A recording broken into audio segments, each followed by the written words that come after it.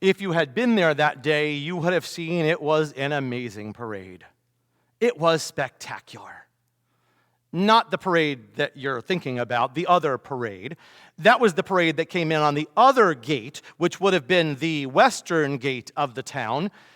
It's the parade that John Dominic Crossan and Marcus Borg talk about in their book called About That Week.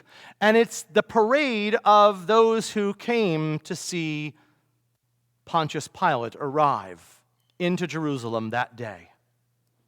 Oh, the horses would have been beautiful. Their silk would have shone more beautiful and brighter than the armor on their backs. The clopping of horses after horse, the sleek, slender carriages that came and brought them into the city. The soldiers in all their regalia, feathers, purples, red and golds, drums beating, and finally the horse with the governor, Pilate, arriving in all his glory, come to Jerusalem for the festival of Passover. If you were a Roman that day in the parade route, you would have been proud. You would have swelled with national pride because this was your moment. This was your kingdom. Hail Caesar, you might have yelled with the crowd. But if you were Jewish that day, your feelings may have been just a little bit different. Fear, dread, and a whole lot of resignation because no matter what you did, nothing was going to make it better. They were just too strong. They were just too powerful. Nothing you could do was going to stop them. And here they were again. Marcus Borg and John Dominic Crossan talk about this event because it says in the Bible, a very small passage, that Pilate was in Jerusalem for the festival of Passover. Pilate would have come to Jerusalem the same time as Jesus, if not the very same, close to the same day, and it happened every year. They knew it.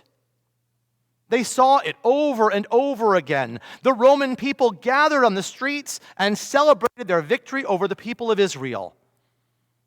And those Israelis who sold out their souls for the Roman government to save their behinds, they celebrated too. They had to, because they had to keep up the show.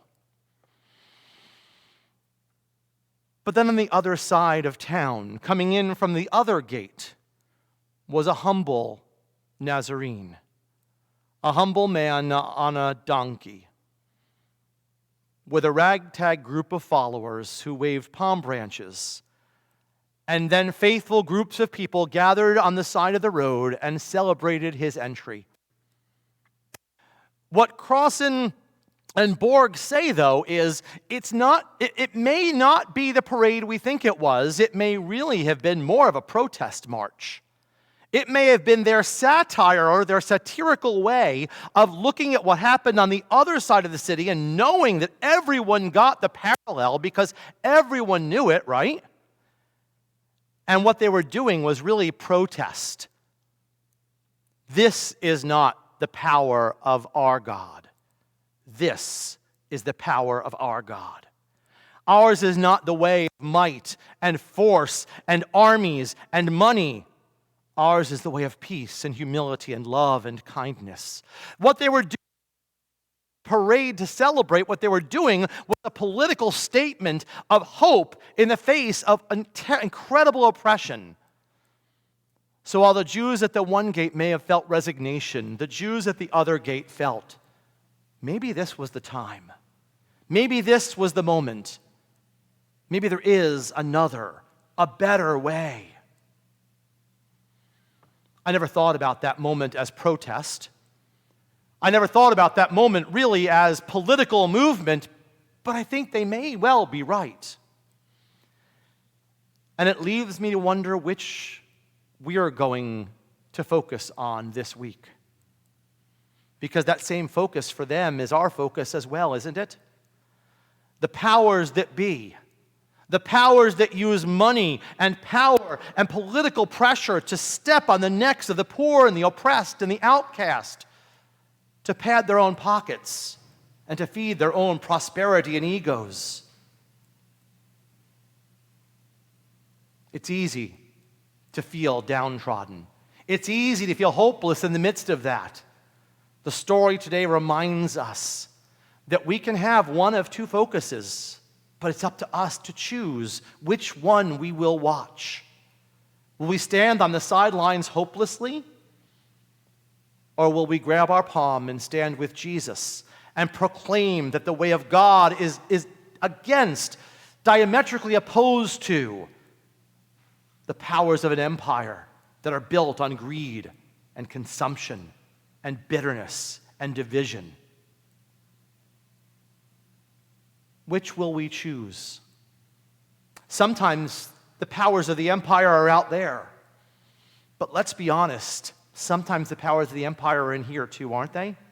Sometimes the powers in me are the ones that call me away from Christ, away from the route that I need to be watching, and onto the other one that's filled with messages of my own success, my own promotion, my own betterment. What's in it for me? When the gospel lesson today teaches us the message of a man who said, it's not about what's in it for me. It's about how God can use me to bring healing and wholeness to someone in need. So this week, after a very long gospel reading, I will shut up quickly. I will just leave you with a thought as you go through these next most important of holy days. What will your focus be? On the power of the empire that calls us to lift ourselves up at the cost of everyone around us? Or a focus on the message of the humble one who calls us and says the greatest love we can have is to lay down our life to show the world how much they are loved. The choice is ours. Amen.